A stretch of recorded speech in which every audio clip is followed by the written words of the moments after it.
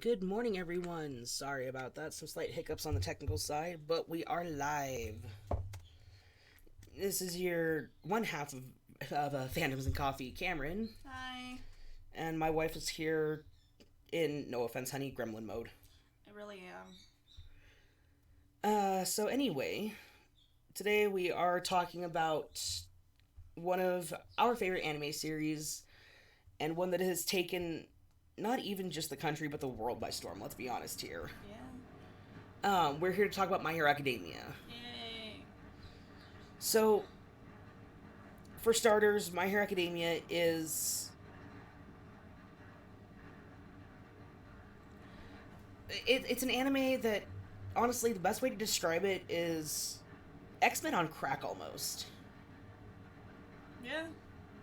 Like, it's everybody like everybody in the series has all these amazing superpowers. There's this pro hero organization, there's villains, there's students that have all these abilities, and it's interesting because in this world it's actually less likely to not have a superpower than it is to have a superpower. It's a really interesting take on the whole superpowers in a modern society kind of deal. For sure. Hello, hello, hello. Anyway, so with My Hero Academia, it followed the story of. Okay, the first few episodes make you think you're following one kid's story. His name is Izuku Midoriya, but because of a lovely kid named Bakugo, everybody calls him Deku. He's born without a quirk, meets this amazing pro hero who he is super in love with, named All Might, aka Toshinori, who is, let's be honest, he is adorable and baby. He really is. He acts all baby. You might want to scoot closer, hun. You're being barely picked up by the. Okay, hang on. I had a horrible allergy attack. Sorry. Anyway, so there's All Might, who beats this kid who has no quirk, but I'm thoroughly convinced his quirk is power crying. Yeah. His every time he cries, it's either waterfalls or craters, one or the other. Sorry about the noise in the background, by the way. Our soundproofing got messed up by the cats, and there's no way to really fix it right now. I've tried, but we need to get a new rig for our soundproofing, aka a rack to hang our quilt on. Of course, pre-orders are closed. Anyway, so this kid Deku doesn't have a quirk, but he wants to go to this academy where they train heroes, called UA. And Short for Ultra Academy. Is it actually short for Ultra Academy? It is. Huh, I never knew that. I never actually looked up what UA stood for. It's Ultra Academy. The more you know. Anyway, he wants to go to UA. Bakugo's a complete dickbag. Even going so far as to say, it'd be a shame if you didn't survive to make it to high school or whatever. And, I'm sorry, that guy's a fucking douchebag. He really There is no redemption for him with me. There is no possible way for him to redeem himself. For me, maybe. No. I lost any and all respect for him when he was like, "Oh, well, you should die because I don't like you." And he even admits the only reason he doesn't like Deku is because Deku's always positive. He flat out says, "I hate you because you see the bright side and everything." Why is that something to hate him about? Well, dislike maybe, but hate is a strong word. Hate's a strong word.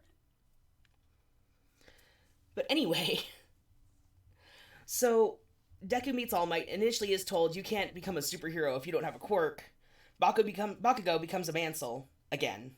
He seems to be a damsel a lot. Actually, no, technically, in the series, the slime creature is the first time he becomes a true damsel. Mm-hmm. And this just sets the trend for the rest of the series. Yeah, pretty much. Deku tries to save him, and he's like, "Fuck you, you fucking nerd. I don't need your fucking help, blah, blah, blah," trying to explode shit, but, getting suffocated at the same time sucks.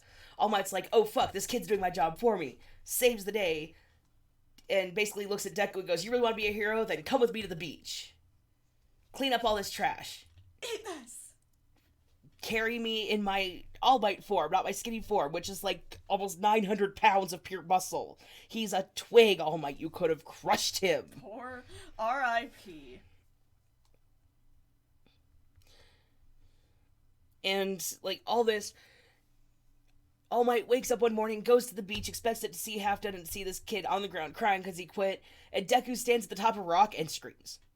To be fair, same. And then they have a talk. He's just like, you have what it takes to be a pro hero. Hands over a piece of hair. Eat this! And the entire fandom's just like, and this just got creepy. What the fuck? And this is only like, what, episode 2? This is like I think it's episode 1. No, it's like episode 3. 2 or 3. It's the first couple episodes.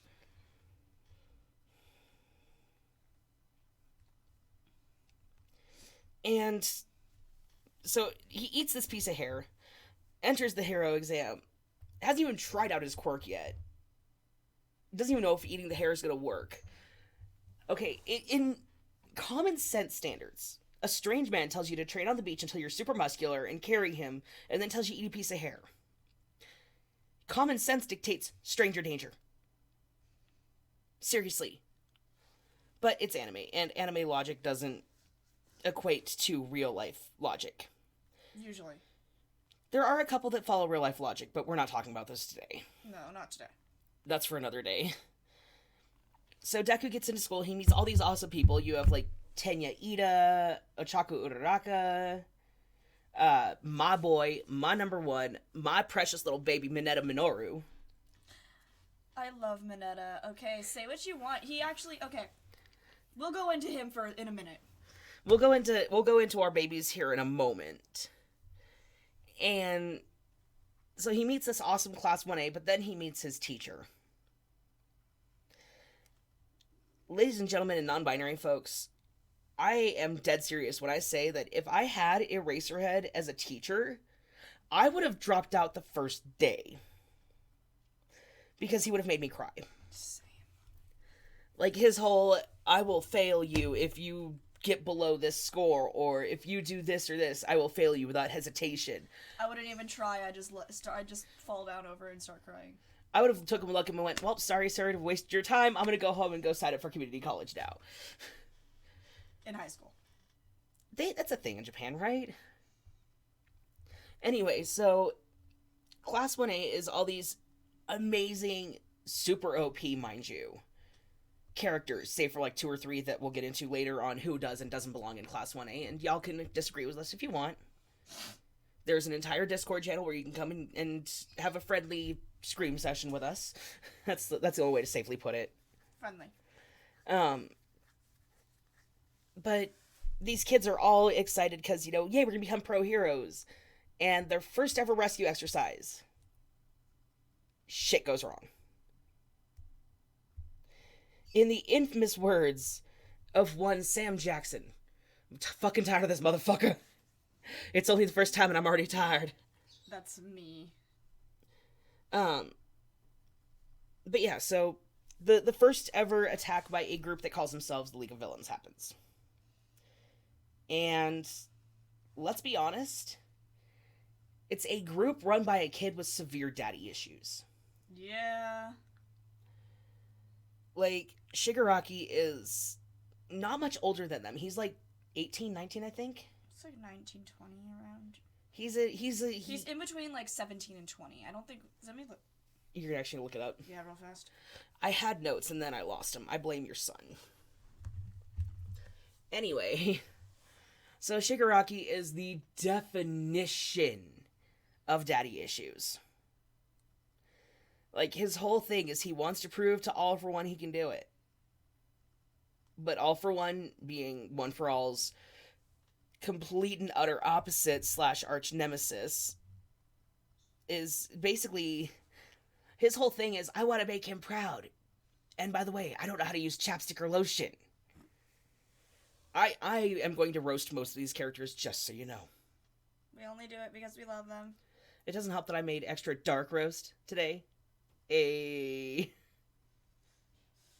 Folks, if you could just see the side that my wife gave me, I'm probably going to die later. It doesn't have his age. It honestly, it was the most done look I've seen on my wife's face in a while. To be fair, I almost died of an allergy attack earlier. It doesn't help that I'm throwing dad jokes out. Anyway, so Shigaraki's anywhere from 17 to 20. I think he's like 19, 20, something like that. I don't know. But he gets this group of basically minor league nameless villains together and is like, let's go attack the USJ. Never mind that there's pro heroes everywhere. And all these kids with quirks they don't know how to use yet. And, oh yeah, by the way, All Might's not there like he's supposed to be. Where's All Might, you may ask? This is a great idea. Well, we're going to transition to All Might real quick. So, One for All is it's an interesting quirk.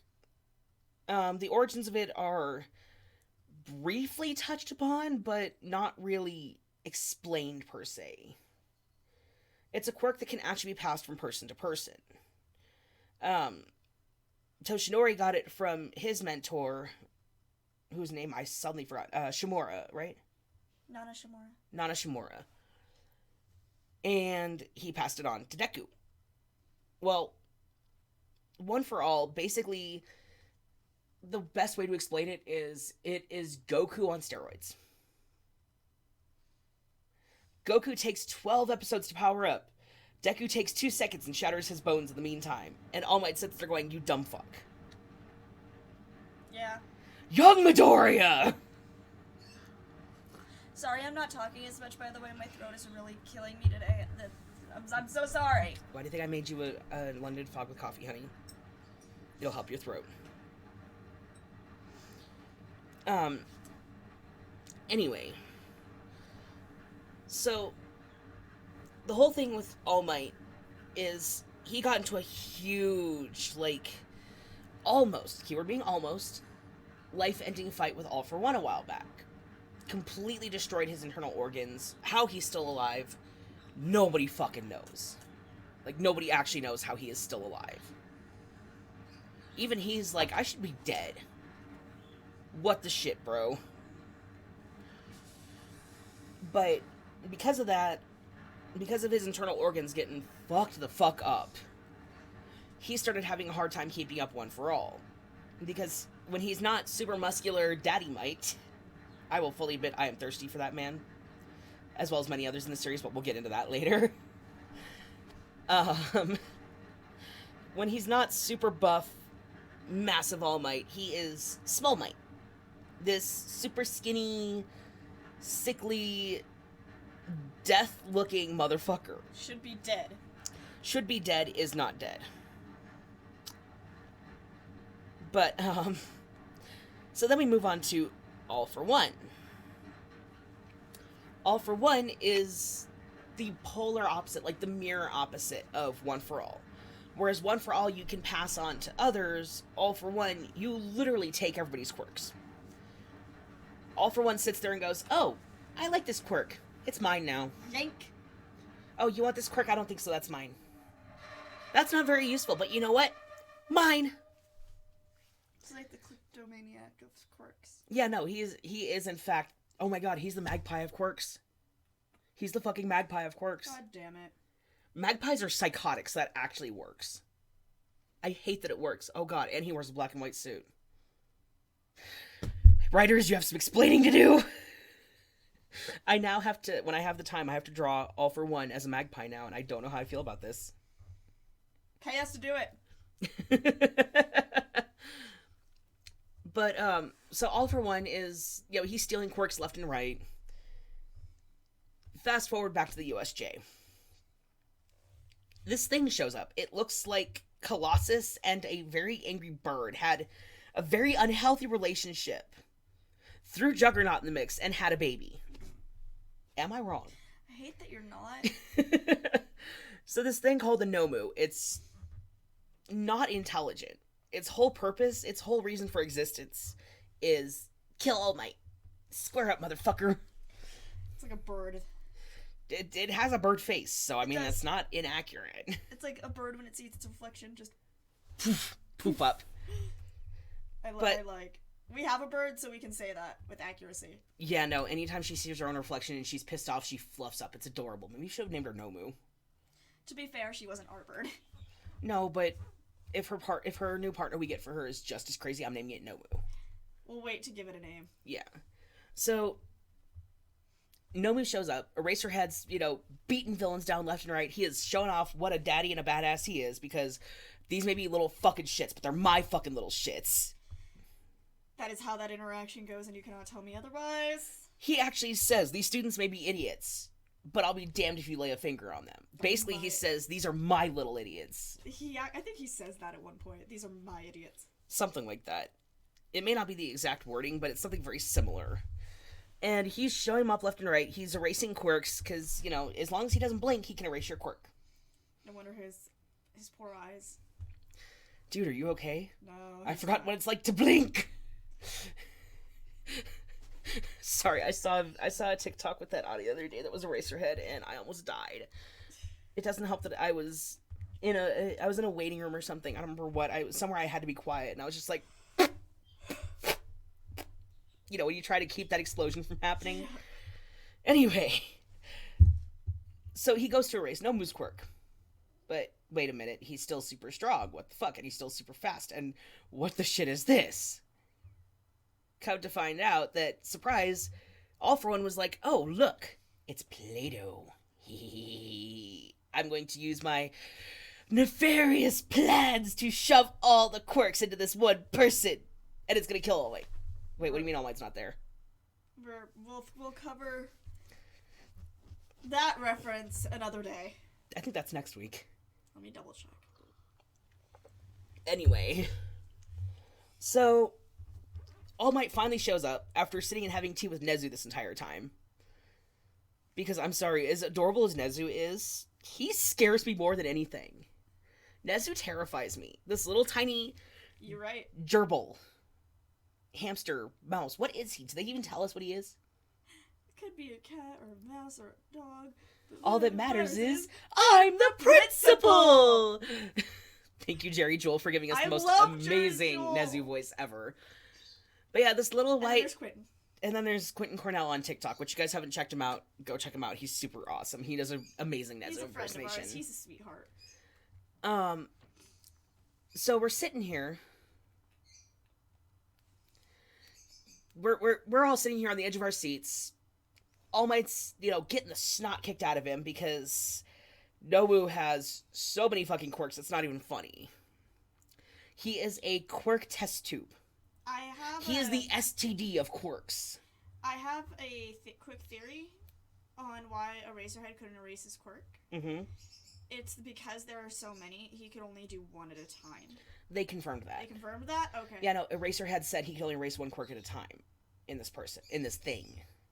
During the episode, he was like, I can only cancel out one of his quirks, and I have no idea which one I'm canceling out. Alright. Sorry, I missed that part. To be fair, you were too busy screaming All Might no. Just screaming. You were screaming the entire episode. Do I make a good leg rest, honey? Yeah.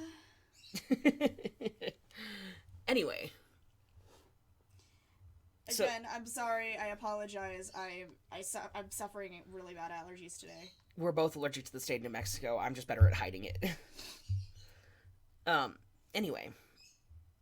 All Might shows up. There's no need to fear because I am here. And it's the first time you see him not smiling. Because every time he saves the day, he always has a smile on his face. But this is the first time he actually looks like he's ready to kill. Because not only did you break into my school, motherfucker, but you also done threatened my students. You threatened young Midoriya. How dare you? Yeah. As I pull out my inner Ida here. Yeah.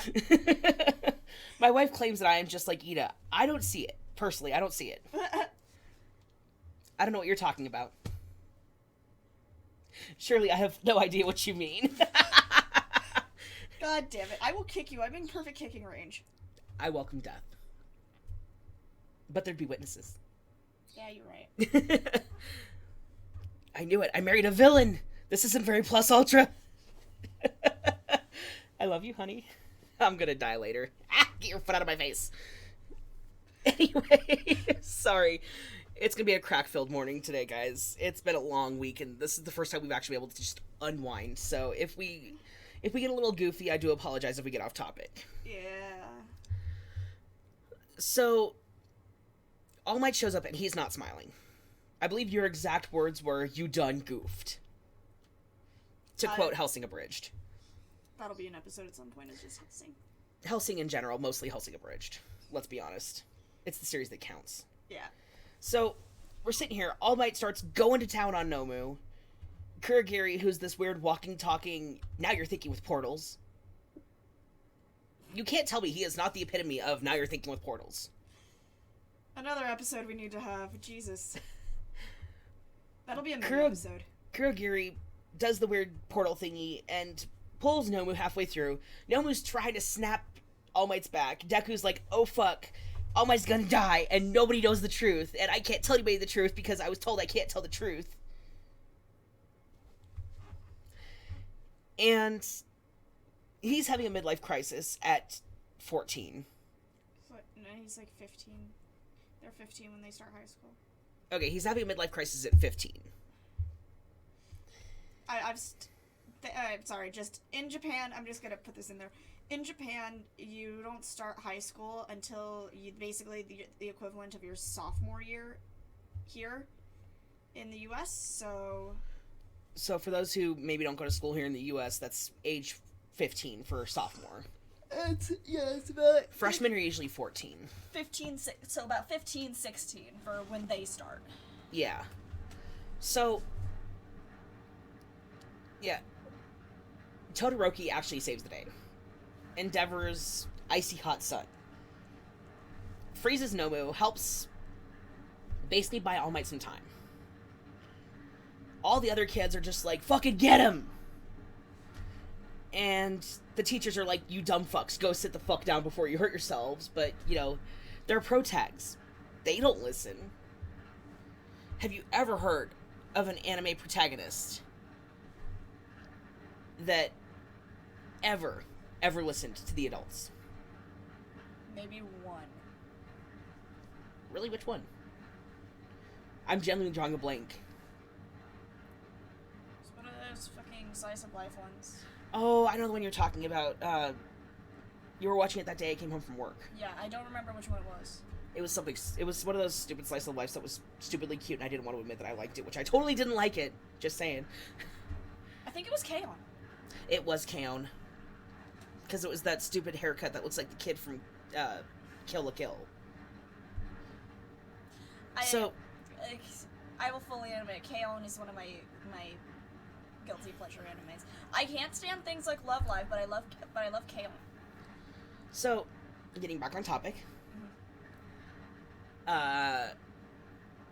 I still forgot where I USJ. was. Right, USJ. That shit goes down. They realize, oh fuck, the villains know where All Might is, because let's face it, that guy's not very subtle. His ringtone is literally, a phone call is here! A phone call is here! Which is now my ringtone too, which is gonna drive my wife crazy, I just know it.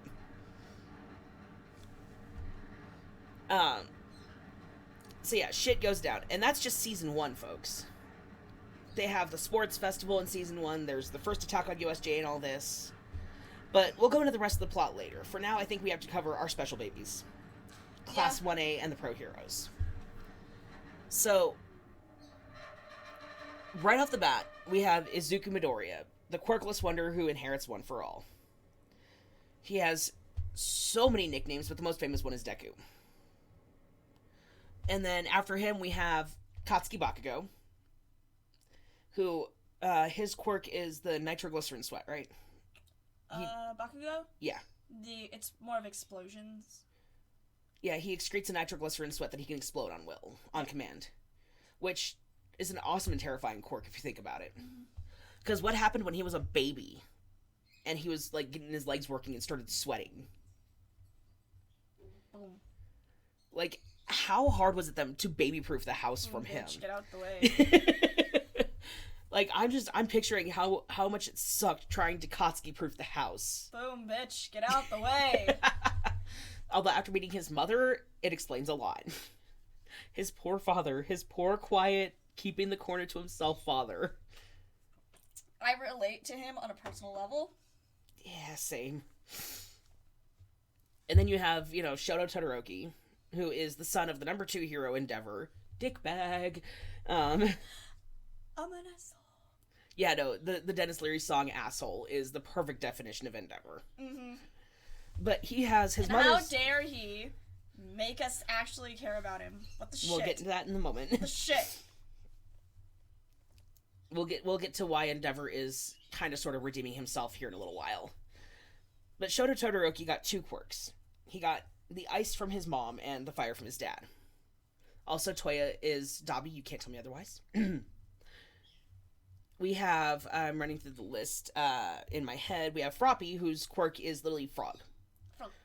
She has the tongue. She's got the climbing. She got the booty. I mean, you're not wrong.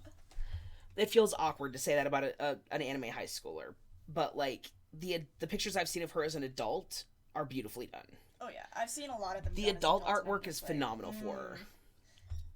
As an adult, in the artwork I've seen, she got the booty.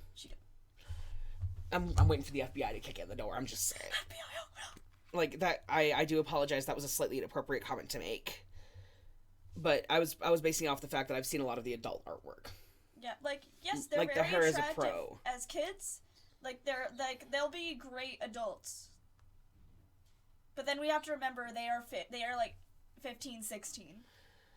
Yeah, so a lot of it too. Like 17 in the current arc. Yeah, 16, in the manga or whatever. In the current arc or whatever. We haven't read the manga, so we don't actually know. So, but we have Froppy, who is this adorable. She's literally a human frog, and she's voiced by Monica Rial. In the dub. I can't watch Japanese. I cannot watch it with subs. I can't focus on what's going on, and it actually gives me a headache trying to keep up. I'm dyslexic, so... So yeah, we have one of my wife's favorites, Mina Ashido. She is a pink-skinned, pink-haired, yellow-horned alien chick who shoots acid out of her hands. You know what? I think I realized why I like her. Huh? She's basically a tiefling. Oh my god, she is. Oh god. No more tieflings. No.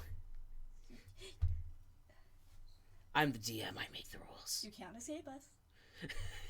How dare you? All right, so we have Mina, who she is basically the super hyperactive punk rock kid we all went to school with when we were in high school. Like her dorm looks like my room did in like freshman year.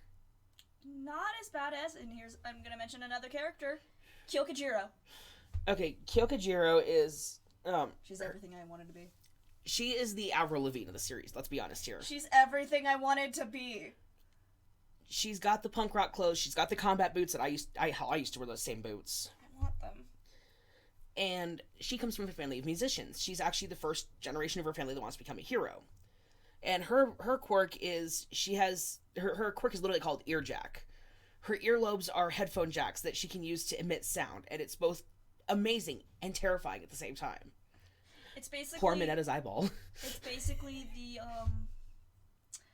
toned down version of Present Mike's quirk, if you think about it. It's a more controlled version because she has to plug in to use it. Mike just has to be really excited.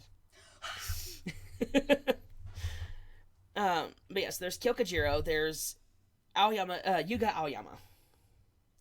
AKA, I Never Stop Twinkling. That's actually his hero name. It is official. His actual hero name is I Never Stop Twinkling. Careful, hun, that's the hair that's shifting. I know. I'm just saying be careful. Be fine. I'm just saying be careful. Mm-hmm. Oh. But he has the naval laser. He has the ability to... I'm trying to think of the best way to explain this. He shoots a laser out of his belly button. And it's difficult. Like, he can do 2 or 3 blasts before his stomach starts cramping really bad. And I both love and hate his quirk because he is the most amazing, student ever as far as his personality and everything goes. But his quirk is so useless because he'll use it like 2 or 3 times. And then there's the cheese. Anybody who's seen the current season knows what I mean when I say the cheese.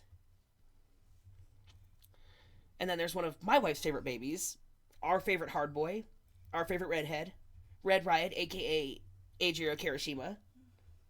You okay, hun? Mm-hmm. I just feel bad because I'm doing most of the talking. I am having trouble talking right now. But Eijiro Kirishima, whose quirk is hardening. There's an audio that basically describes Kirishima to a T that's floating around. It's, I'm hard and I'm coming. Do you want to think about the phrasing? I know what I said! He knows exactly what he said. But he can turn his ability into, basically harder than steel. And the further on he goes, the more intense his quirk gets. At some point, he's got, like, demon face going on. It's kind of terrifying, and I'm living for it. It's actually called Dragon Mode. Is it Dragon Mode? Mm-hmm. Nice. And then there's the meme boy. Denki Kaminari. Pikachu. My Pikachu boy! 9-volt battery, whatever you want to call him. I love him, but he's kind of dumb. Especially if he goes over a certain voltage. He's, like, no, even before that, he's kind of dumb. Before that, he's dumb. After that, he is useless. Because his ability is he can put out electricity. Theoretically, if he uses it right, he can put out an infinite amount of electricity. But the problem is, if he goes over a certain voltage, it goes from, I'm a hero, to, I love Kaminari, but God, he needs help. Poor baby. And I'm gonna mention something. Mm-hmm. He is just as bad as Mineta. He is, but we'll get into that later. That's for when we get through introducing everybody. And then there's another one of my wife's favorites. We actually got to meet this voice actor, J. Michael Tatum. He's a wonderful man. He's so sweet. Tenya Ida, who is nothing like J. Michael Tatum. J. Michael Tatum doesn't understand why everybody compares them. The desk. I know what I'm doing. You have the chair kicked up against the desk, so...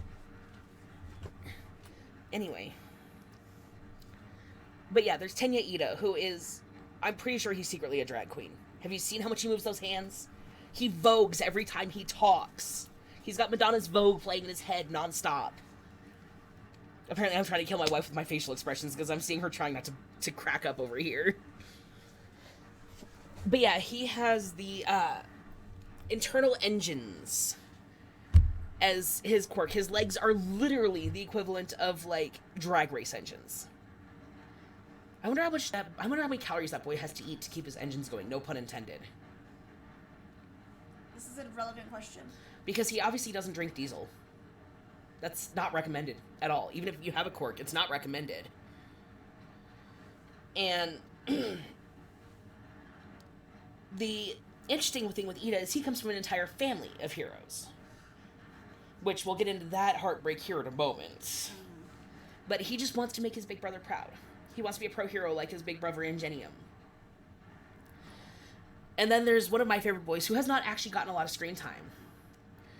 Mashiro Ojiro, I think is how you say his first name. Mashiro? Yeah. Ojiro. I cannot pronounce his first name to save my life, but my favorite tail baby, who is voiced by Mike McFarland and is actually a big sweetheart. His quirk is... He basically has a prehensile tail. But he was raised in his family's dojo, so he is like the master of martial arts, and he will fuck you up, and then he'll go, I'm so sorry, are you okay? After he breaks your leg. Like, he is actually the softest boy ever, and I am high-key living for it. And then there's Uravity Ochako Uraraka. Baby! My wife adores her. I still find her a little annoying. Not as bad as she was in the beginning, but she's still a little annoying. After the sports festival is when she started to grow on me. Yeah, because before that it was all, oh, I don't know what to do. Oh, God, I'm going to be sick. And then after the sports festival and after her internship, she was like, that's it. Get fired up. I'm going to destroy you. She could destroy the world if she wanted to. She would fight God or die trying. She actually could fight God or die trying. And God would go, oh, God, I'm sorry. Oh, me, I'm sorry. My wife's current OTP is Bako Chaco. My current OTP is, and you can judge me for this all you want, but I'm like waiting for my wife to give me the look because I know it's coming, but I hardcore ship Bakushima. Who doesn't? You'd be surprised. I actually had somebody threaten to throw down with me at work because I mentioned it. Okay. I'm a multi-shipper. This is just a normal thing for me. I'm a multi-shipper. But, like, just because I have my preferences doesn't mean I'll hate on another ship. There's only a couple of ships that I genuinely don't like, but that's because they are severely unhealthy. Yeah. But, like, with Ochako, she has the ability to basically cancel out gravity. She is literally the most terrifying student if you think about it. Because she can float you and forget about you until you hit the atmosphere. And leave you in orbit. Or randomly cut it off and you go fucking... And your last thought before you hit the ground, the last thing to go through your head is your brain. You just think, oh shit, ground. You don't, and it's not even that, it's the oh shit. And you never get to finish the statement. Because she would time it just like that. Mm-hmm. I love Ochako, but she's terrifying. Like, if she actually, like, if she got her quirk strong enough and she wanted to, she could throw off the entirety of Earth's gravity. Yeah. But now we move on to one of my wife's favorite soft boys, Koji Koda. Let's be honest, he's the Dr. Dolittle of the series. He can talk to animals, he can command them, he can control them, and he does so by asking them nicely, too, is the funny thing. He's so sweet, I love him. Like, most people with that quirk would be like, do my bidding, Bumblebee or something, I don't fucking know. I'm a princess. I can't do my own bidding. But he's actually like, hey, birds, I hate to bother you, but could you help me out with this thing, please? I'm so sorry. I understand if you're busy. And I'm just like, oh my god, your actual baby. And there's his mom who's just like, he's so shy. I'm so glad he's making friends. And I'm over here like, ah. Mommy Koda is amazing. I love Koda. Okay, he's my baby. His fear of insects is precious, though. I felt so bad. But also called out. I don't fear insects, I fear arachnids. There is a difference. There is a difference. You've seen me, I can handle six-legged. Yeah, like the moth last night. Yeah, no, I literally just threw it out the window. Mm-hmm. But if you throw a spider in front of me, I become the world's biggest girly man. I will fully admit that my wife has to be the man when it comes to spiders. Yeah. They are unnatural, okay? More than 6 legs, they need to be set on fire and die or sent to Australia. And they can stay there. Anyway... So Koji Koda has the ability to, very nicely, because he believes in manners, politely manipulate animals. And it is precious. And I am living for every moment of it. And then there's Sugar Rush. I also love him. Rikido Sato. He knows how to bake. He legit is just like, I don't want to spend all this money on processed sugars. Plus, this is healthier to make it yourself. So I learned how to bake when I was a kid. And I'm just like, oh my god, you bean. Whatever waifu or husbando you end up with is going to be a very lucky person. Because let's face it, that boy is bi as hell. Also, all those girls are low-key in love with him. Low-key? No, you're right. Honey, they screamed when he pulled a chiffon cake out of his little Easy Bake Oven. He has an Easy Bake Oven, by the way. Well, mini oven. It's the same size as an Easy Bake. I will forever call it an Easy Bake Oven. It really is. But with his ability, the more sugar he eats, the stronger he gets. But the problem is the stronger he gets, the lower his IQ drops. So he can make himself as strong as All Might, but have the IQ of like a 12-year-old. And that's giving him quite a bit of credit. I think part of it is he is extremely intelligent. Oh, he is very intelligent. I actually looked into it because I was curious when I was doing research for fan fiction purposes. I will fully admit that I write fanfic. I'm 28. We've already established this. I'm 28 and I still write fanfic. Well, no shit, no, I'm 29 now. Fuck. Yeah, your birthday was on Sunday.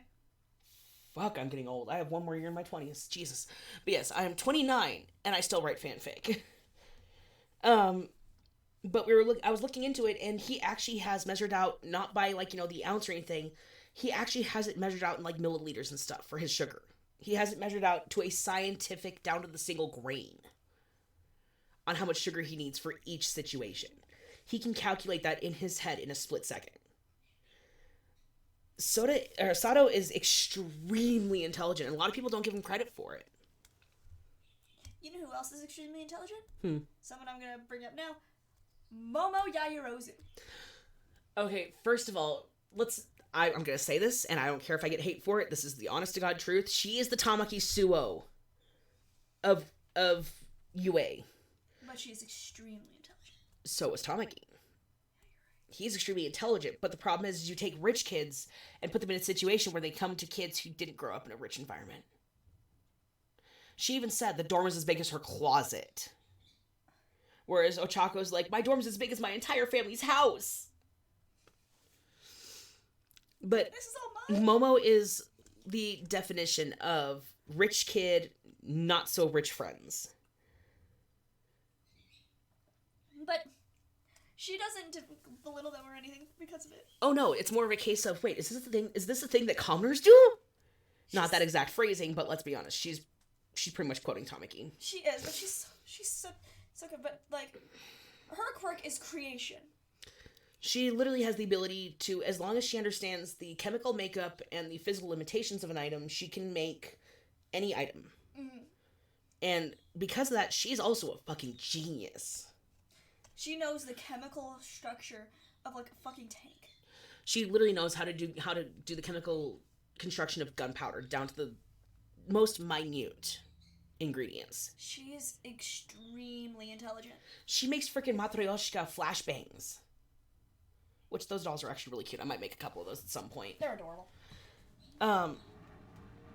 But yeah, she comes from a very well-off family who apparently are a lot of the times off on business trips, and she spends a lot of time at home alone. She does, poor baby. It breaks my heart because Momo is amazing and deserves the world. She's a high-key baby, but also she's actually my favorite girl. I will fully admit Momo is my favorite. Mm-hmm. Out of the girls, my favorite is Froppy, but that's just because of her level of done. Same, but Momo reminds me a lot of me growing up. No offense, honey, you did grow up a little more well-off than a lot of people. I did, and I will admit that. Like, we were comparing our backstories, basically, it's, for lack of a better term, like, I'm referring to us as anime characters, Jesus Christ. I've got the hair for it, though. You do? I actually had anime hair this morning. It had, like, the perfect curl and everything. Yeah, but... I was so mad the cat fucked it up. But from when I was, like, 10, my dad would go off on business trips, and it was just me and my mom. And, like, you went on a lot of vacations and stuff. My quote-unquote vacation was not having to go to school for a day.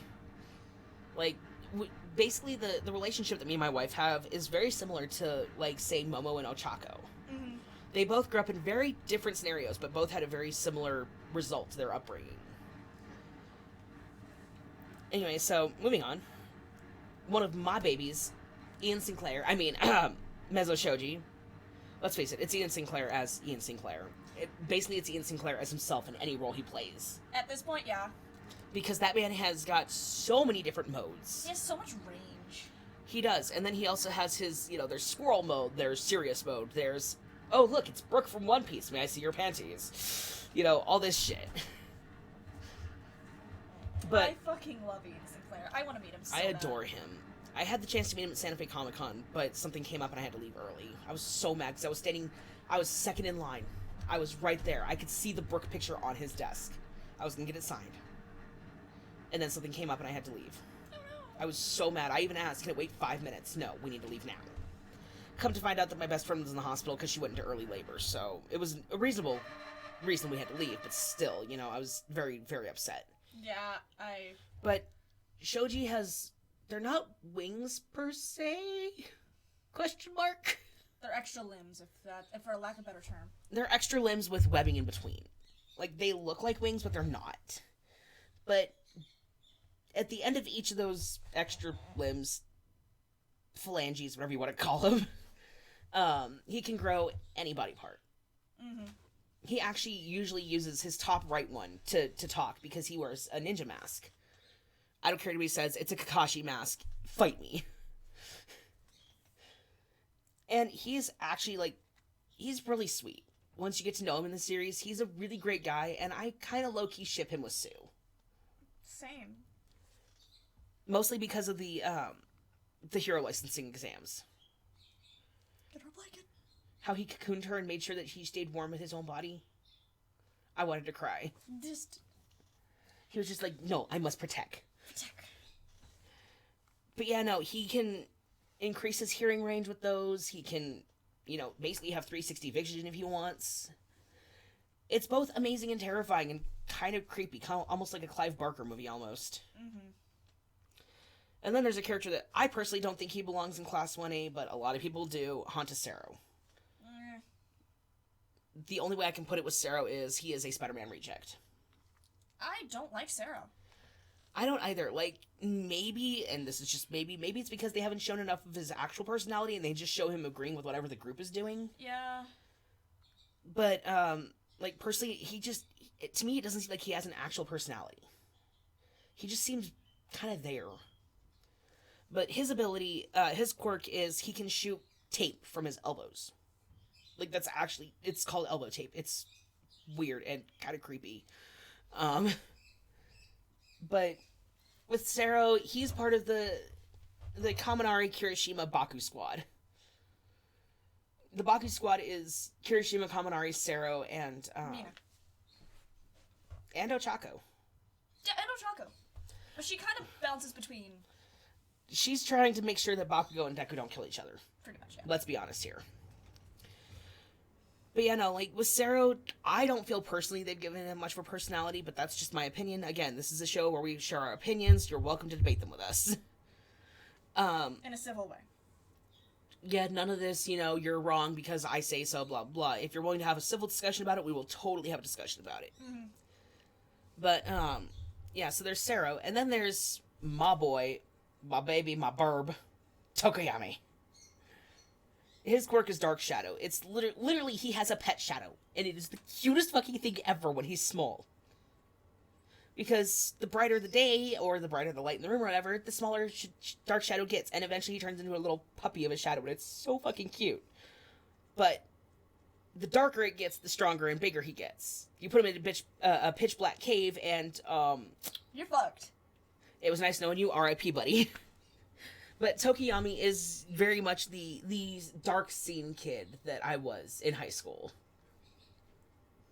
Like, sophomore year was when I started my scene phase.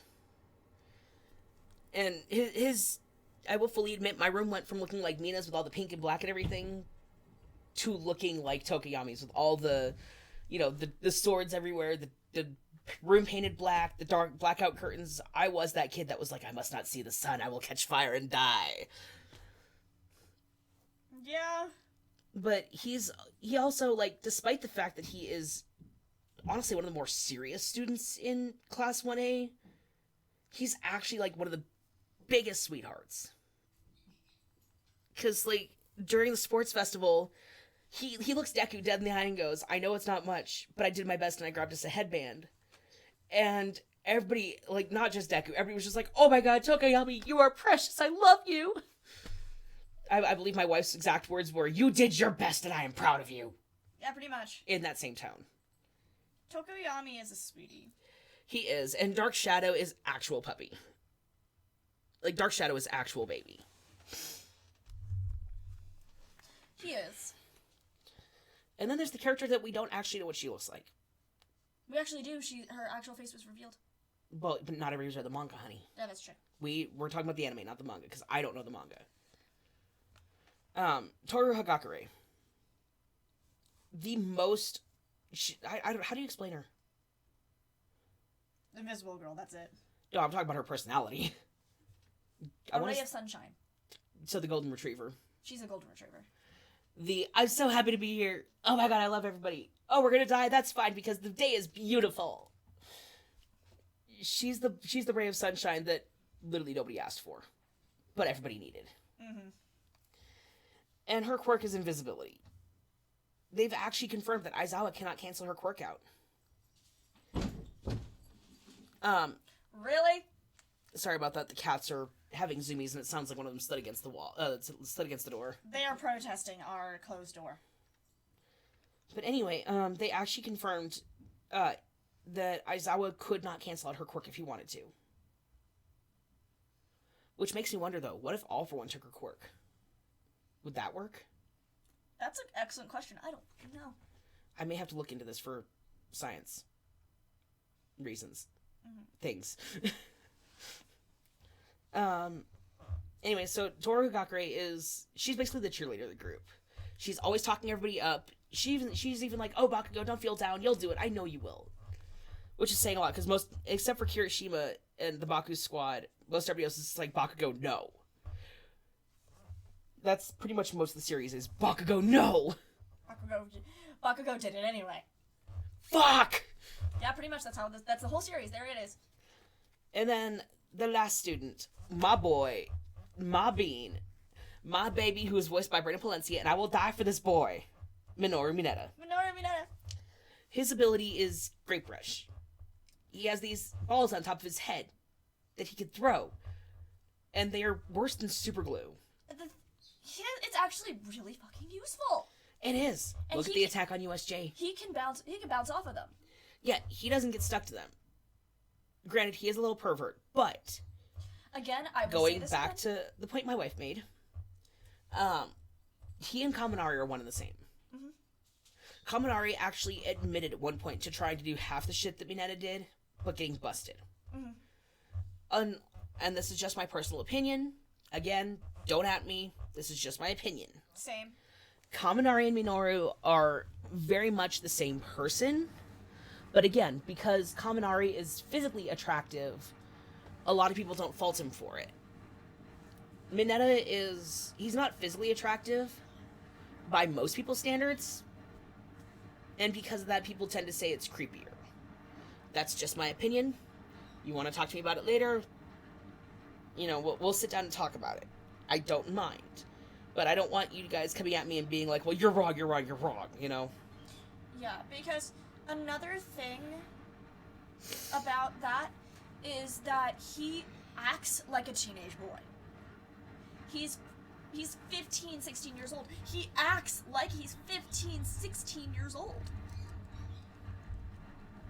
Him panicking when the villains attacked the USJ was an appropriate reaction. A lot of people said, oh, well, he shouldn't be a pro-hero, he's going to be a coward, and it's like, they're not pro-heroes yet. They are literally heroes in training. They're kids. They are children. Him freaking out and screaming and not knowing what to do is a human reaction for a 15-year-old when put in a life or death situation. Not everybody can be Deku. Not everybody can throw themselves in the line of fire without a second thought. Yeah. And Mineta's reactions throughout the series are completely valid.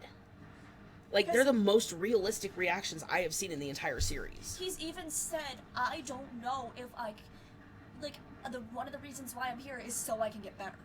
Yeah, no, he actually says, I want to become a hero so that I can become better.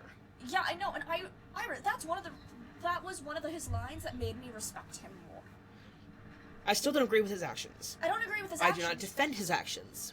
But as someone who studied psychology and things like that, and just observing humans, with no real better way to put it, he acts like a teenage boy. He does, and in the long run, the best way to put it is, Mineta is the average person thrown into the chaos. Mm-hmm. It's like with Resident Evil movies. Alice was supposed to be the view of, like, say, the player of the games. Mineta is the average kid thrown into the middle of it. Mm-hmm. And expected to take it no matter what. Yeah. He still has his own goals, his own ambitions. And he wants to be a hero so he can, like I said, to make himself better. And so that he can be viewed by, especially women, as someone that they can look up to. Well, not only that, but he's also high-key. To quote Mineta from is it Heroes Rising is the first one? Two Heroes is the first one. Two Heroes. Harem. How much fun do you think Brina had doing that? Way too much fun. But anyway, so that's the students of 1A. And then we have the teachers. Shoto Aizawa, who we already covered, is Eraserhead. He is the homeroom teacher / you did what now? And then he becomes the babysitter for the dorms, and he's just like, I'm not paid enough for this shit. Nezu, you're gonna do it anyway? Fine. There's Present Mike, my boy, my baby. I fucking adore Present Mike, and it's not just because I am a slut for Study Straight's voice. That's just a part of the reason. But his quirk is... basically, he's a walking, talking concert speaker. The big ones. Yeah, the kind that they play at, like, Megadeth. Or Metallica. Or Breaking Benjamin. You know, they play them at metal concerts. Those were awesome. Imagine just being up next to that, though. I have. I haven't. The most expensive seats I ever afforded were the seats with you. Yeah, we won tickets. Like, just weird. Like, we won tickets, and I was right up next to one of the speakers. I was vibrating for like 2 days. So that's what it's like standing next to President Mike. Mm-hmm. It's actually said that he destroyed his parents' hearing when he was born. He deafened the nurse, the doctors, and his parents, and actually caused severe structural damage to the hospital when he was born. And, like, I think, personally, the reason he is so loud and obnoxious is because he's actually really depressed about it. Because when you find out that you're the reason your parents are deaf... His parents disowned him. Oh, that's right, I forgot they disowned him. Wow, that just made me even more depressed. Jesus Christ. But it doesn't change my statement of, you know, with him, the reason he's so loud and so obnoxious and so positive all the time is because he doesn't want people to think that he's going to be a danger to anybody, you know? He wants to be, he is a pro hero, and he wants to be an awesome, cool, charismatic guy for the kids. And I think the only person who actually knows about that is Shoto. Like, Eraserhead's the only one who knows about his backstory because they grew up together. Mm-hmm. Anyway, moving on from the depressing shit, we have All Might again, who is not only the number one hero, but also a teacher at UA. Young Midoriya, I am here. Want to have lunch with me? He is the definition of a fucking golden retriever. He really is. Like, he's the golden retriever who's just like, oh my god, let's do the thing. But and I'm tired. It's like, I will protect you. I will protect you. Bitch, I will fight. But then, oh my god, I love you. Oh yeah, no. I protect. Now love me. He's the definition of a golden retriever. And then there's Cementos, who, during the USJ, he actually admits he's an All Might fanboy to All Might's face. He's just like, I'm so glad I can help, but I'm not gonna lie. I'm only 23 years old, but I'm like one of your biggest fans. He's my age, Jesus. And Deku's just like, I will fight you. Not actually, but... Just... Cementos actually admits, while he's helping provide cover for Small Might and Deku, that he's a huge fanboy, and his ability is he can create cement. Hence the name. He looks like a walking, talking cinder block. Yep, just Deku was just like...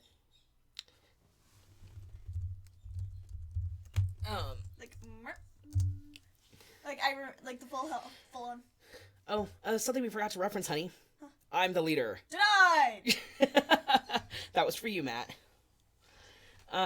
Anyway, so he's actually a pretty chill guy. Like, out of everybody, he's the most zen, really.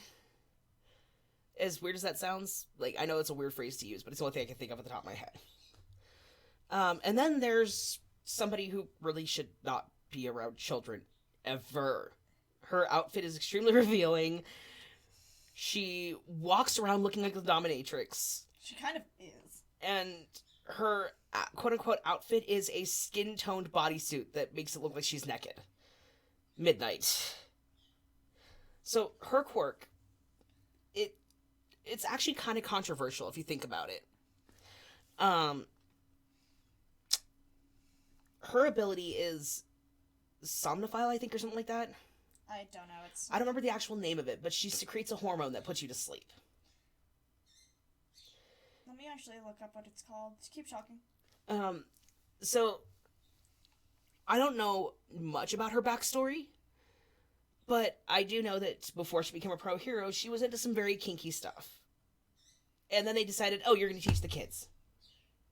And I'm pretty sure everybody in their right mind was just like, eh? Okay, I was close. It's somnambulist. Mm-hmm. I was close. You were. I had somno in there. Anyway, apparently Nezu decided, oh, you're a dominatrix, you can put people to sleep? You're going to teach the kids. Even she was like, what? No, she was more of a case of... Everybody else was like, are you fucking kidding? But she actually makes a really good teacher as far as, like, you will listen to me or else. Because, I'm sorry, if she looks at me funny, I will immediately drop down and go, yes, ma'am, I'm so sorry, and apologize for everything I've ever done wrong in my life, ever, because I'm afraid she's gonna beat the crap out of me. And not in a consensual way. Mm-hmm. I'm not saying that she wouldn't do it consensually, but I'm just saying consent is sexy. And then there's the final teacher who, like, honestly, he looks like a horror movie reject. I feel really bad, because he's actually a really cool character, but he looks like a horror movie reject, and you can't tell me he doesn't. Ectoplasm. Yeah.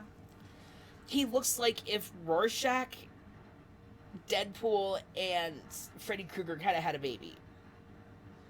He's a really interesting character, though, because he excretes literal ectoplasm that turns into clones. And you would think he would be the scariest of all the teachers, right? You'd think he'd be the one that everybody's like, oh god, don't get him mad. No, he's actually, like, the nicest teacher ever. Someone went on Hawk's page and fucked everything up. Whatever. Ignore it, hun. No, I mean the wiki, because I'm looking stuff up. Oh. Anyway. So, Ectoplasm, like, you would expect him to be the harshest teacher, because he looks like he shouldn't be a hero. He looks like he might be a villain. But, like, during the, off-campus training and everything, he's actually just like, how about this? Have you tried this? Okay, you're getting frustrated, take a breath. When you're ready, try doing this instead and see if it helps. He's actually the softest boy out of all of them. But yeah, that is Class 1A and their teachers. There's a lot more, like, there's Class 2B, which there's, like, only a handful of students I actually care about. We're not going into them. There's only 3 students that actually really matter. Monoma, who's basically Copycat, and the biggest fucking creeper in the world. I cannot remember her name to save my life, but the ginger who can grow big... Yeah, the one that giant girl. The one that kind of reminds me of Miss Marvel. A little bit. I think she was actually loosely modeled off of Miss Marvel. A little bit. And then there is the biggest waste of ink to ever grace the anime screen, the manga pages. The biggest fucking stupid waste of oxygen. Tetsu. That is actually his fucking name. Tetsu. I fucking hate this little shit. He is a Kirishima wannabe. Literally, he is just the metallic version of Kirishima, and it is the biggest waste of time in the world. Why would you do this? I'm fine.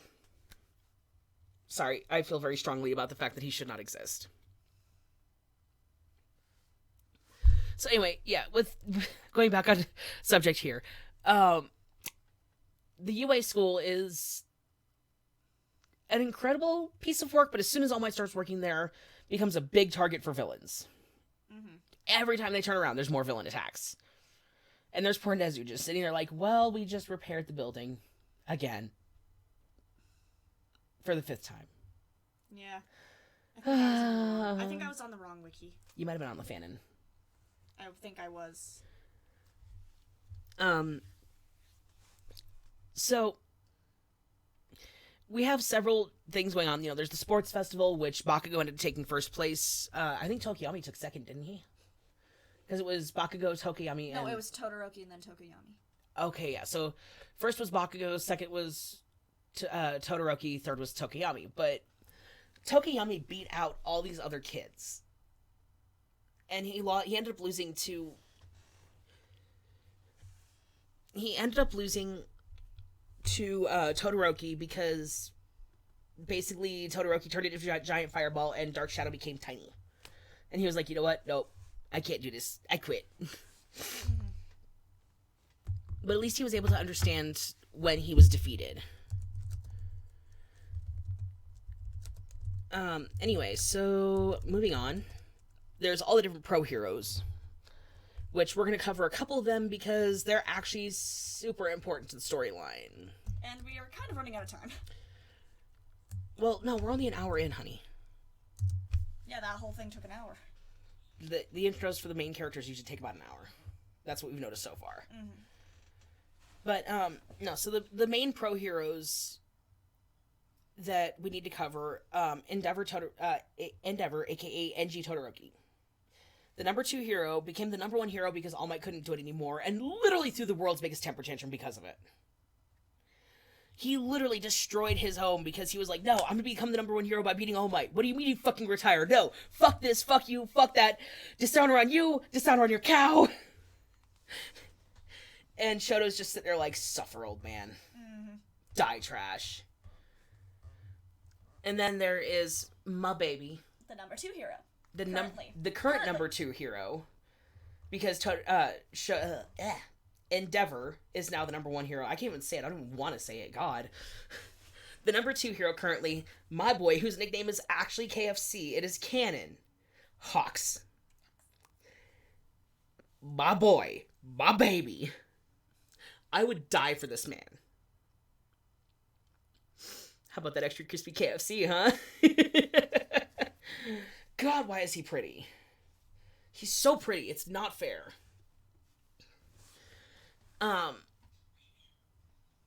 So yeah, the reason those two are important is because after Endeavor is... Or not after Endeavor, wow. See how much I want Endeavor to retire? Mm-hmm. After All Might has retired. I really don't like Endeavor, if y'all couldn't tell. As soon as All Might is retired and Endeavor becomes the number one hero, he actually goes to All Might and is like, listen, I don't like how this happened. I hate you for getting sick and almost dying, but I need your help. I don't want it to be another number one hero. I've come to my senses, and I want to be somebody that my son can be proud of. And the rest of us are sitting here going, bullshit! Bullshit! But then he actually took All Might's words to heart and actually tried to become a better person. And I was just like, God damn it. You know, and like one of my favorite lines to this day, and I'm about to kill my wife, just so you know. Don't mind my head off, Endeavor. I just flew in. Because Hawks made a very brief appearance in the second movie. Two Heroes. No, Heroes Rising. That was Heroes Rising. God, they need to differentiate the names of the movies. Which Heroes Rising and Two Heroes are both canon. They reference them in the anime. Oh, shit. I'm looking at Shoto. Mm-hmm. He shares a birthday with my dad. Nice. That explains a lot. Just off topic, but I'm doing some research. But with Endeavor, the reason I bring him up is because that kind of sort of transitions us to the League of Villains. There is a quote-unquote lost Todoroki. No, he's not lost. They actually said that he died. Said. I'm looking at the wiki. Said. Yep.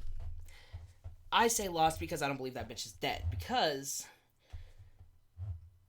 there is an older Todoroki, older than the oldest sibling that they have at the moment, who they say he died. His name is Toya. But they also said that his flames burned blue because his flames got hotter than Endeavor's. It just says unnamed firework as well. I'm looking at Toya. Oh, I don't know why, but I remember something about, I had a brother whose flames burned hotter than my dad's or something like that. It was something along those lines. But the only character in the series that has a fire quirk that's almost identical to Endeavor's is Dabi from the League of Villains.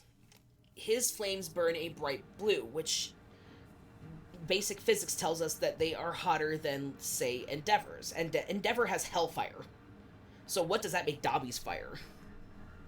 And the burn patterns that Dabi has kind of, like, to me, look like they could be from his flames burning too hot for his body to handle. Or Endeavor trying to light him on fire. Like, we don't know what happened to Toya. Pretty sure that they're going to confirm that Dabi is Toya. If not, I reject reality and substitute my own. But with the League of Villains, the main ones that matter are, obviously, Tomura Shigaraki, Kurogiri, who is, now you're thinking with portals. Mr. Compress, who I didn't want to like him, but he's so charismatic. Apparently he was a street magician before he was a villain, which makes a lot of sense, especially with his quirk. Excuse me. Magni, may she rest in peace.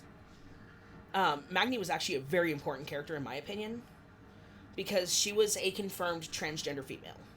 Mm-hmm. As is Tiger from the Wild Wild Pussycats. They have confirmed that she goes by she. And, oh my god, could she crush me with her thighs? Please.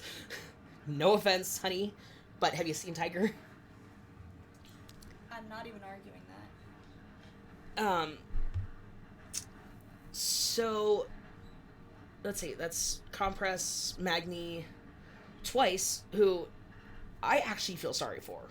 I genuinely feel bad for him. Because they haven't confirmed it, but it's rumored that he had a wife at one point. And one of the theories is that he hates pro heroes because his wife died in a building collapse brought on by a pro hero in the middle of a villain fight. It hasn't been confirmed as far as I know. They may confirm it later on in the series. I haven't read the manga, so I'm not entirely sure. But Twice suffers from dissociative identity disorder, which in layman's terms is multiple personality disorder. And his quirk doesn't exactly help that, because there's times where he doesn't know if he's the real one anymore. You know? And I want to give him the biggest hug in the world. He is actually a baby. And then there's, I don't actually like her at all. I fucking hate her. Oh, same. Toga. I know she's the fandom favorite. I honestly don't care. She is creepy.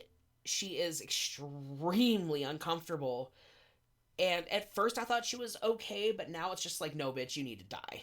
Yeah. I don't remember what it was that made her, like, immediate creep factor for me. I don't either, but it was something. It was it was towards the end of season 4, beginning of season 5. I remember that much.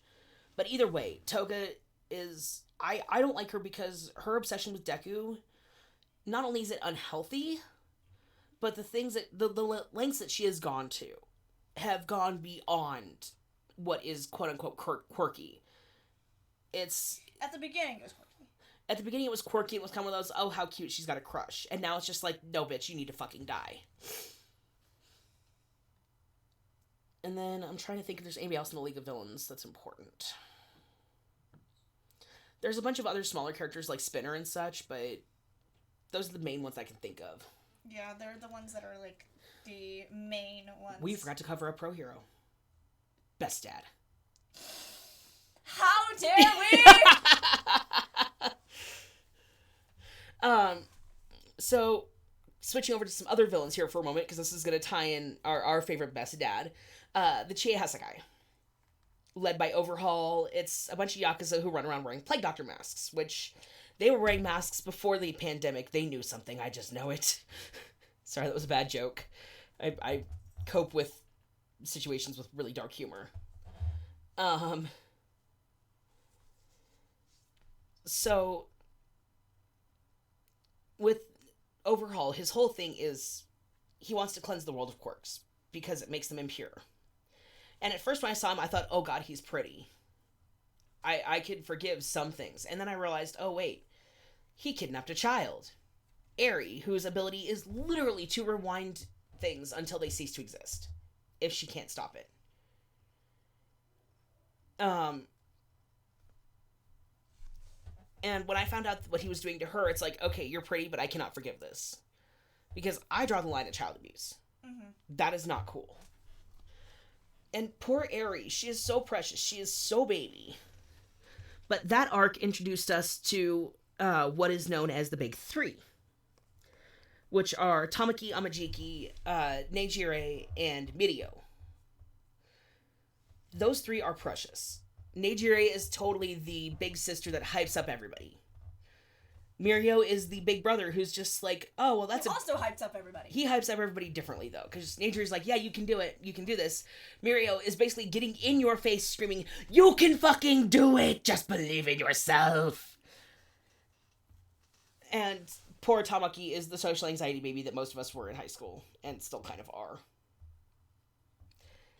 But the reason I bring them up is that their internships with, let's see, it was, I want to say Uraraka was with Neijire, right? Mm-hmm. It was Uraraka and Froppy? No, Froppy was with Dragon Mom. But Deku ended up interning with Mirio under Sir Night-Eye.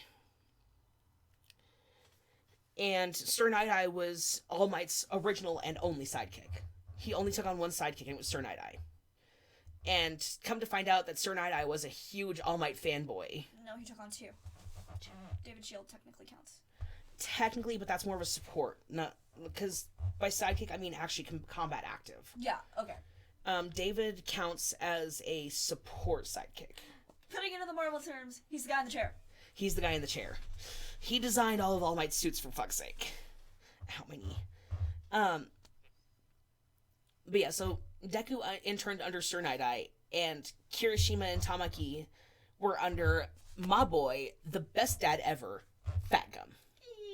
Fat Gum is the most amazing fatherly character in the entire series, and that's saying a lot because it used to be that, you know, All Might was best dad, and then we met Fat Gum, and it's just like, all bow before the best father figure. Because his whole thing is, oh no, you have social anxiety? Here, Tamaki, let me pump you up some more. Wait, why is this not working? Oh god, I'm so sorry, I made you feel bad. How can I make this better? Well, let's go get food. Let's go get snacks. We'll go get takoyaki. On me! You're getting too skinny. Eat something. I love that gum! He is the Greek grandmother that I grew up with. I love You're him! too skinny. Eat. But I just ate. Eat. I love him! But all three of these, all three of the big three and their mentors ended up helping again in the battle against the Chie Hasakai. And spoiler alert, if you don't want spoilers, stop listening now. Alright, you had a few seconds. Unfortunately, we did lose one of our favorite pro heroes to Overhaul. Sir Night-Eye, unfortunately, he survived the battle, but only long enough to see Deku completely obliterate Overhaul's asshole. Yeah. And he was able to stay alive long enough to get to the hospital. And he barely stayed alive long enough to say thank you to Mirio and to say goodbye to All Might one last time. He saw Mirio's future as well. He was able to see Mirio's future and was just like, you're gonna become a #1 hero. I'm happy with this. And I started bawling. Like, my wife and I were both ugly crying. And our roommate at the time was just like, are you guys okay? We pointed to the screen and she was like, oh, okay. Because she'd already seen it. She'd watched it in Japanese. So she already knew what was happening. And we were just like, nope.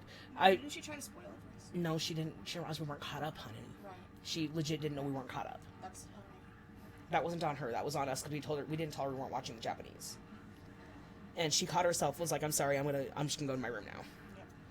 Anyway. So, that was honestly, like, there's been some painful moments in My Hero. There have been some points where I've wanted to cry, Eri being one of them. But then Sir Night-Eye happened. And I fucking lost it. I actually, I went on a 20-tweet long rampage about how he deserved so much better. But Eri ended up being taken in, unofficially, of course, by Aizawa. And Mirio unfortunately lost his quirk because of the drug that Overhaul was creating with Eri's quirk. And basically, Eri became the adopted little sister to all of Class 1A. Let's be honest here. But just, oh my god, babe. Kirishima taking her to one of the spray fireworks festivals and just carrying her on her shoulders everywhere and just Eri is the queen, Eri is the queen, and she's just yay. That's adorable. I love the idea of the entire class being her older siblings. Ow. Sorry. I had to stretch a little bit. I've been sitting in an awkward position for too long.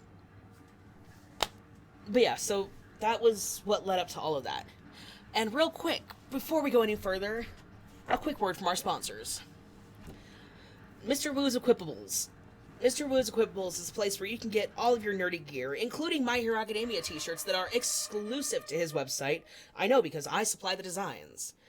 If you ever have the chance to go and check it out, he has some pretty awesome merch. He has t-shirts, he's got beadwork, he's got a little bit of everything. And we have some more exclusive designs getting ready to come out here in the very near future. Right now available, he has shirts that contain Deku, Todoroki, Bakugo, and All Might. He also has some Persona 5 merch, some Final Fantasy 15 merch. He has DBZ beadwork items. He has Fruits Basket beadwork items. He has everything. If he doesn't have it on the shelf or on the website, he will get it for you. MrWoo'sEquippableItems.com. That link will be in the description and in the chat here momentarily. I highly recommend checking it out. I actually do have a couple of his shirts that I designed them. I will fully admit, I shamelessly self-advertise my artwork. But the shirts he uses are actually really comfortable. I wear them to work all the time, and they're a really, really nice 100% cotton blend that just... they're super comfy, and the artwork is really... it's really well done. I've had these shirts for 2 years, and the designs haven't faded at all. So if you have the chance, again, that is MrWoo'sEquippableItems.com. Be sure to check him out. Check out his merch. Give him a shout out.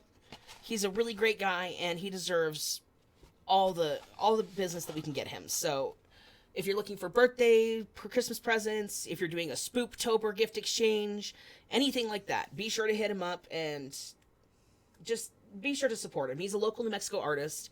He's an absolutely wonderful guy. I've been working with him for about 2-3 years now, and honestly, he's just a really awesome person all around. So if you have the chance, go and check him out. I'll be putting that link here in the chat momentarily. And one more I wanted to give a shout out to Tholfbutt Artworks. So Tholfbutt Artworks is a super awesome local artist as well, who does digital art, decals, a little bit of everything. And just recently, she got a decal cutter and has been making these super awesome multi-layer decals, ranging anywhere from Lilo and Stitch, Balto, Spirit, Starlight, and Cimarron, a little bit of everything. So if you have the chance, look her up on Facebook. Again, I'll be posting the links in the chat, plus they'll be in the description of this video once it's on YouTube. Tholfbutt Artworks. She also has a webcomic she's doing that you should check out. She has a Patreon. Her artwork is awesome. Her story is incredible. And you guys need to go give her a shout out for sure. I've actually known her for almost 20 plus years now. We've known each other since we were kids. And her work is phenomenal. I'm actually going to be ordering some decals from her very soon here for gift baskets that I'm going to be giving out. Her decals are incredibly done, and I don't know how she figured this out for us, because we've had a decal cutter for months now, but we never thought to do it this way. She does multi-layer decals, so you don't have to worry about printing out the actual artwork. You just print out each layer, and boom, boom, boom, done. And looking at the chat now, she is currently working on Deadpool decals, so be sure to go check out Tholfbutt Artworks. I will drop the link here in the chat once I find it, and She's again, also in the chat. She is in the chat. If you guys have any questions, go ahead and hit her up. It's Tholfy. And that is our sponsors for the day. Back on topic. We are now coming close, not there yet, but we're coming close to the viewer participation portion of the chat. But until then, we have a few more minutes, and this is usually the part where we cover fan theories and stuff like that. One fan theory I want to touch base on. Deku's father. They never actually state who he is. Or what happened. All we know is that he went overseas. They never said when. He never shows up. We have no idea where he is. There's a point where All For One makes the comment of the first Nobu had a fire-breathing quirk. And if I remember right, Deku's mom actually states when, the doctor's like, sorry, it's not going to happen, kid, that his father had a fire-breathing quirk. One of the Nomu that Endeavor destroys has a fire-breathing quirk. I very strongly believe that Deku's father is one of the Nomu. I believe that too. Like, I don't like to think that my hero would get that dark, but then again, look what they did to Sir Night-Eye. Look what they did to Eri. Look what they did to to Tomura. Fuck. I can't English today. Like, I genuinely believe that Deku's father is not coming back. I think Endeavor turned him into ash when the Nomu started attacking the city. Mm-hmm. Another theory is that Deku's Dead's actually a villain. Because somebody mentions that there was a fire-breathing villain at the USJ who was wearing a mask and you couldn't tell what he looked like, blah, blah, blah. So, the two running theories for Deku's father are that he's either a villain or All For One turned him into a Nomu. And both of those fucking hurt. Yep. But to quote one of my favorite TikTokers, he may be your father, Izuku, but he ain't your daddy. Because I'm sorry, I fully see if Deku's dad ever comes back, keyword being if, All Might just sitting there going, who the fuck is this shit? Deku, there's a stranger in your house. Why aren't you doing anything about it? No, you're not his dad. I have been there for him. I trained him for 6 months. I was there when he broke his arm at the sports festival. I have been there for him for everything. Where have you been? You are not here. I am here. That's how I see that going down. Anyway, um, were there any theories you wanted to cover, honey? Not really. We pretty much covered all of them already. Yeah, if we had more time, we would go a lot more in depth, but like we're trying to keep the episodes to about 2 hours each, just so that we're not taking up all your time, and you know, it's easier to upload them to YouTube when they're like 2.5 hours at most. So, real quick, we do have some people who want to come in and chat with us. Let me pull up Discord here.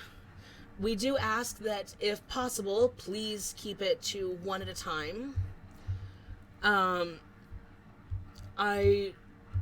am still slightly figuring this out, mainly because of the technical difficulties we had last time. So if you guys have any questions or comments, please ask them either in the stream voice chat or on the chat itself, and we will get to them.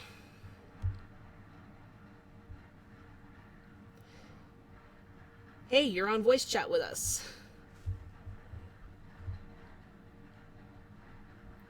Hopefully this will work this time. It gave us some problems last time, but I think we haven't figured out.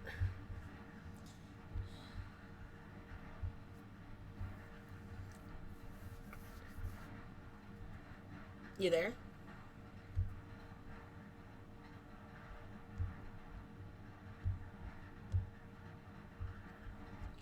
This is genius. Hmm?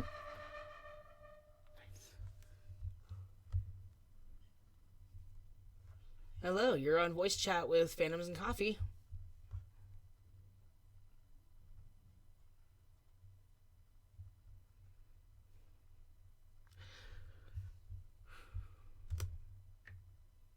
Maybe nobody's on? Can you hear me? Okay, there you are. Now we can hear you.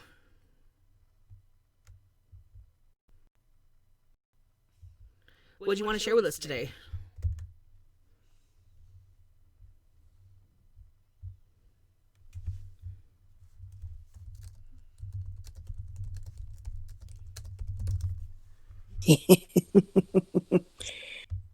What's up, Cam? Okay, my situation is this. My situation is this.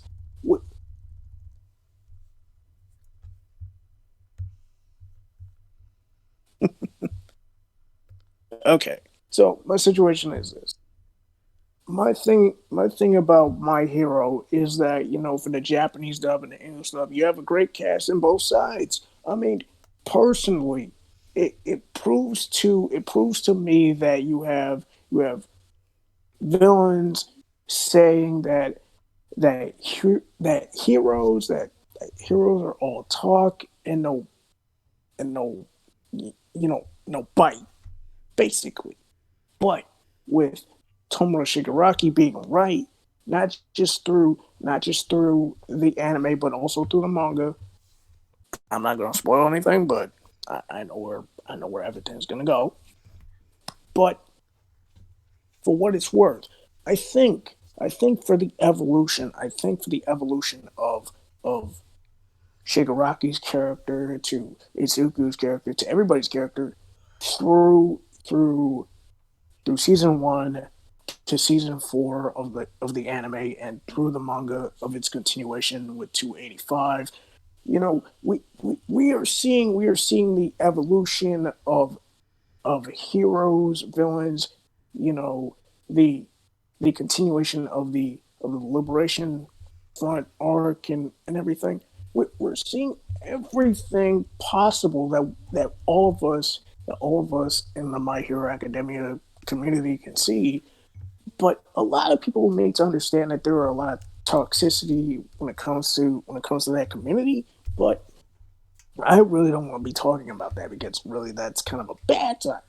But now let me just say that as I wrap this up, I think more people need more positivity when it comes to the community and when it comes to the manga and when it comes to the anime.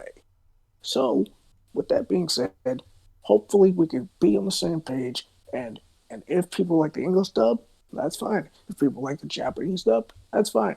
I'm basically both. I really don't mind. Do I want to fight about it? Oh, do I just want to talk, be civil about it? Sure. Just hit me up. You know where to find me. And thus ends my discussion. That was actually a very good point. Thank you for bringing that up. There's going to be toxicity in every fan base, though. Yeah, unfortunately, with any fan base, and this is something that we all have dealt with, as a member of several fandoms, my wife and I both understand what you're talking about, because toxicity comes with any and all fandoms. Even way back in the day, back when it was like, just we had Star Trek, we had Babylon 5 and all this, like, there was still toxicity back then. We just didn't recognize it because, in the 80s, 90s, being a nerd was frowned upon. And now it's like everybody wants to be a nerd, which I don't blame you. We're pretty fucking awesome. But, it's like he said, we're in a situation where the world is already pretty toxic and pretty dark as it is. We need more positivity in the world, and that's part of the reason we started this podcast, is so that we can bring some positivity to the fandoms, and we can just provide a place where we can talk and have fun and enjoy our fan theories and stuff together. That being said, I do want to thank you for sharing your viewpoint on that, Bran. It was extremely enlightening, and it was a nice change of pace to hear something so positive being said finally. We try not to touch base too much on the toxicity, just because we are trying to be a force for good in the community, and it's a little easier said than done some days. But that doesn't mean we won't address that it is happening. Yeah, no, we'll admit that it's happening. We will address it. It's something that we need to acknowledge, and so that we can move forward. To quote My Hero Academia, I believe it was actually All Might who said it, there can only be so much darkness in the world before you bring the force of light. And I think that is an amazing note to end on, actually. Yeah.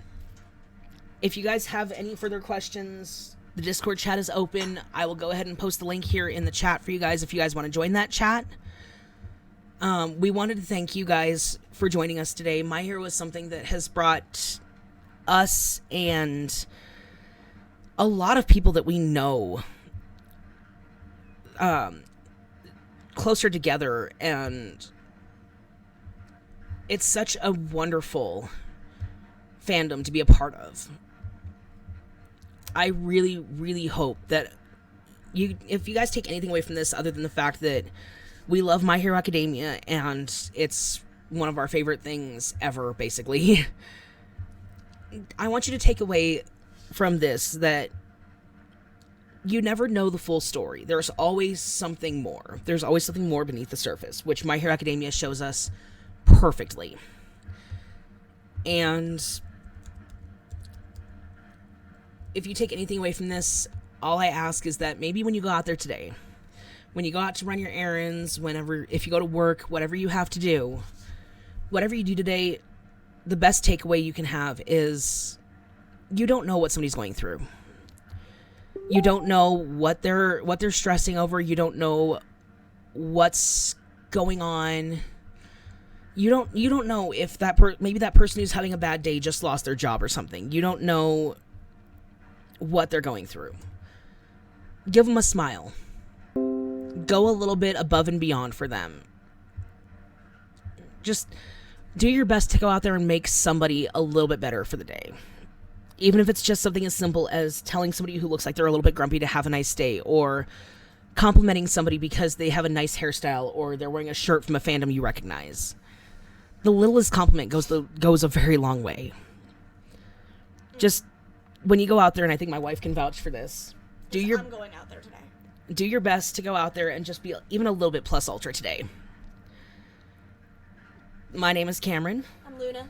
Thank you guys for tuning in, drinking your morning coffee with us, and we will see you next week when we talk about one of the bigger fandoms on the internet that my lovely uncle Sumo Snipe has gotten me into rather, I got into it by myself. By the name of Ruby, and that is... No, it was Maggie that got me into it. Oh, thanks, Mags. But we'll be tune in next week when we'll be talking about Ruby and all of the fun fun headache that is Ruby, and do not be surprised if my Uncle Sumo Snipe decides to show up. And basically, that is going to be the episode of Goddamn It, Tony. That is going to be the episode of Goddamn It, Tony, and we will just basically... It'll become the Tony Show. It'll become the Goddamn It, Tony Show. But thank you guys so much for tuning in. Ruby is next week, and then the week after is my actual favorite fandom, my favorite fan base ever, my favorite series. I'm going to get hardly anything to say in the matter on that episode. No, you're not. We'll be switching spots, basically. Yeah, no, I'll be taking side stage and just running coffee back and forth at that point. We'll after next week. So next week is Ruby. The week after is going to be Persona. Specifically Persona 5, but we'll touch base on the other Personas as well. Specifically Persona 5, excuse you. Persona 4 Golden came out on Steam, and I'm going to be talking a lot about Persona 4. Alright, well, thank you guys for joining us. Again, try and make somebody's day a little bit better. Give them a compliment, give them a smile. Just do something to make their day a little bit brighter. Thank you guys for joining us, and we will see you next week.